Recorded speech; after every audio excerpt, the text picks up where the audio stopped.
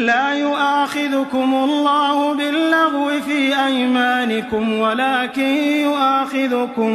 ولكن يؤاخذكم بما كسبت قلوبكم والله غفور حليم.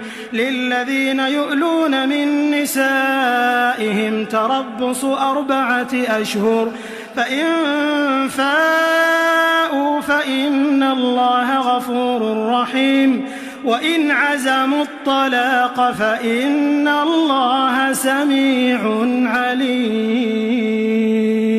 والمطلقات يتربصن بأنفسهن 3 قروء ولا يحل لهن أن يكتمن ما خلق الله في أرحامهن إن كن يؤمن بالله واليوم الآخر وبعولتهن أحق بردهن في ذلك إن أرادوا إصلاحا ولهن مثل الذي عليهن بالمعروف وللرجال عليهن درجة والله عزيز حكيم.